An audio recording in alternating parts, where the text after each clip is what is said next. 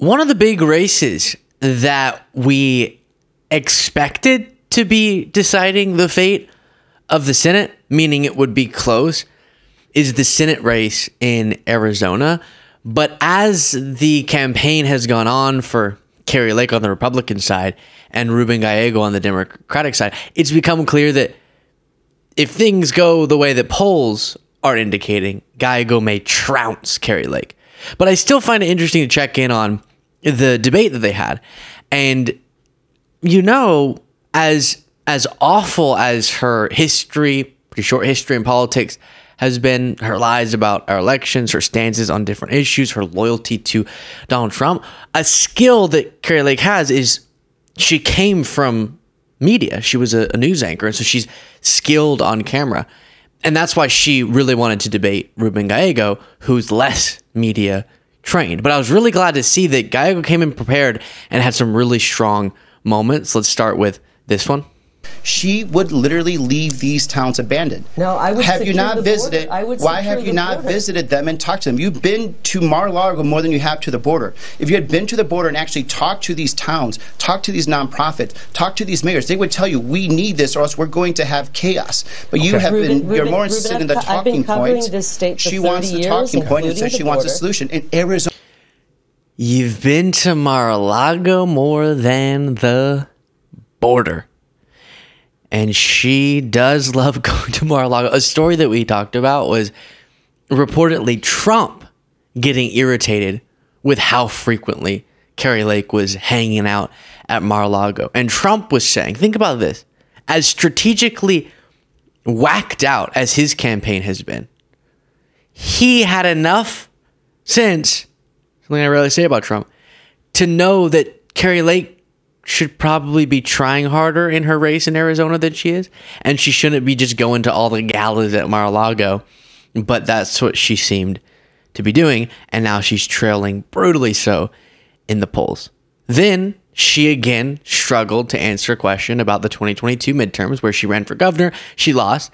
And to this day, like Trump before her, has claimed to be the victor. There certainly is a climate difference going on here in Arizona. What are some ideas you have to make sure we're ready to have enough energy and enough water here in the state if, in fact, we do get hotter? She didn't bring up water. This is Arizona. She should have brought up water. She's in denial about climate change. She's still in denial about the 2022 election. And now I give you 1 minute. You have 1 minute. Will you finally tell the people of Arizona, did you win or lose that election? Can I talk about water? There certainly is a now she wants to talk about water. Before going further, please do click that subscribe button if you haven't already. We're charging, racing, dashing towards 1 million subscribers, and you can help us on that journey. Then on reproductive rights, an issue that is contributing to the damage to Kari Lake's campaign, Ruben Gallego made some really strong points on her, like Trump, flip-flopping and trying to mislead people into believing she's more moderate on this issue than she is. And we should remember that before she saw the political backlash this caused, she was for that near-total abortion ban that was upheld by the Supreme Court of Arizona before being reversed by the legislature and governor. And it had no exceptions for even rape and incest, just this insanely outdated law. And she initially praised it and then said, no, actually, it's out of step. And then was in a different interview, went, no, actually, sort of, I like it, but I do. And Gallego said this about that. This is a person who only 2 years ago, actually less than 2 years ago, said the 1864 territorial law, a law that said if you were an abortion provider, it was a mandatory 2-year sentence, and it had no exceptions for rape or incest, was a great law. She said it was a great law. She said she was thrilled when Roe was overturned. And then when she was disappointed to find out that the 1864 law, again, the one that had no exceptions for rape or incest, was not going to get enforced, she said, well, I hope the sheriffs will do their jobs. Can you imagine? It's not true. We have it on tape. These are all your words on tape. Can you imagine Sheriff Joe Arpaio enforcing abortion laws? This is who Kari Lake is. She has told us what she would do. She said it. She said, Yeah, and then she's tried to backpedal aggressively so. Now, one bonkers moment, Kari Lake dared to say this at the end of Gallego's remarks. In a bipartisan manner to actually instill trust and have people learn about the process, not actually do what Kari Lake does. She exploits it. She has a nonprofit to fight the steal, but we don't even know what she's been using the money for. As a matter of fact, she's still holding up the judge in terms of discovery so he could see how much she owes Stephen Richard for lying about the election. Right, thank you. And 30 seconds to respond. I've never lied to the people of Arizona. I want to put that. She's never lied? Kari, that's your whole thing. That's your whole thing, Kari. I found this interesting, or I found this moment really interesting, I should say, where Kari Lake does this false nostalgia thing we see from a lot of people that's just not connected to reality, but seeks to play into the let's take America back because back then it was way better. Listen to what she says in her opening statement. You where our relationship began, right here in your home, and thank you for tuning in tonight for this important debate. It reminds me of the day I drove into town in 1994. I was 24 years old. I bought a house for $88,000, a three-bedroom home. Arizona was affordable back then. Arizona was safe back then. And Arizona was a place everyone wanted to come to live. And now, unfortunately, we're not seeing that anymore. Arizona has become unaffordable and unsafe because of career politicians who have voted. So there are, of course, affordability issues we need to address that have been exacerbated over time, 100% under Republicans and Democrats. Income inequality being a massive problem. And at least in the matchup between who Kari Lake wants to be president and Kamala Harris, there's one candidate clearly that has proposed real solutions to those problems and has worked on some of them while she's been vice president. But on this safety thing, we have to keep going back to it. I hear a lot, oh, back then I was able to walk around and feel safe. Back then things were great. But remember, and this applies to Arizona too, what she's talking about, but here's U.S. more broadly, crime has just been plummeting since the 90s. So she was much less safe statistically in the 90s than she is now. And it's not that we go, all right, great, our work is done, but we have to acknowledge that we're making progress. We have to acknowledge that policies have been successful, many of them, and then many have failed. And some that should have been implemented haven't because of failed politicians. But just that really gets under my skin when people seem to misremember where we started, if we're talking 1990s to here. Then this. 30-second answer on this.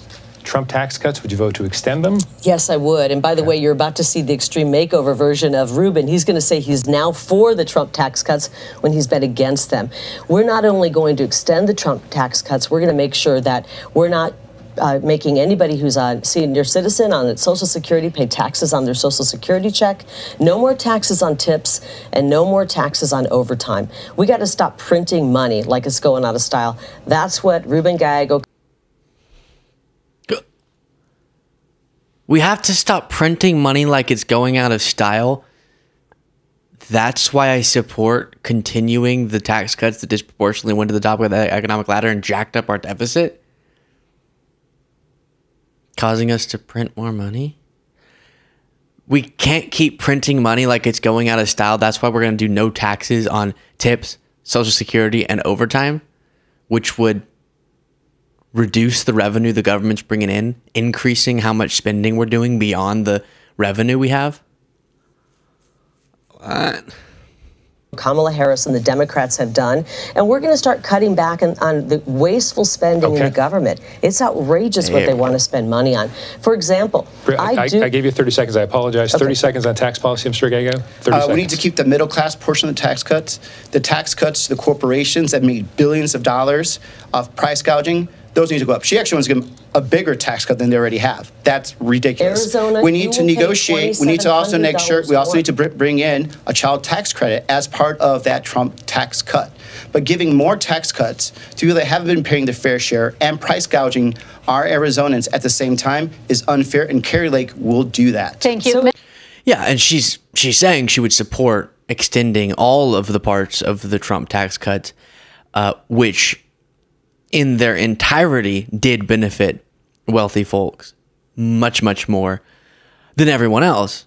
So I'm also on board with keeping cuts that benefited working class Americans, middle class Americans, but not keeping ones that needlessly exacerbated income inequality, needlessly shoved wealth to people who got plenty. And of course, there were moments in this debate where Gallego looked a little frazzled. Kari Lake has that performance type stuff down, sort of like what we talked about with Walz versus Vance. But a similar analysis I have on this, which is Gallego did what he needed to.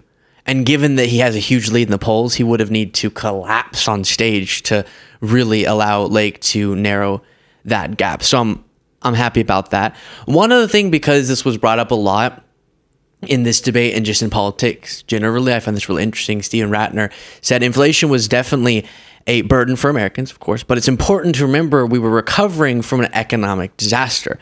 Compared to other post-recession recoveries, inflation-adjusted wages have grown substantially. And demonstrated on this visual, it's pretty stunning. No other post-1980 recovery has boasted this level of inflation-adjusted wage growth at this point.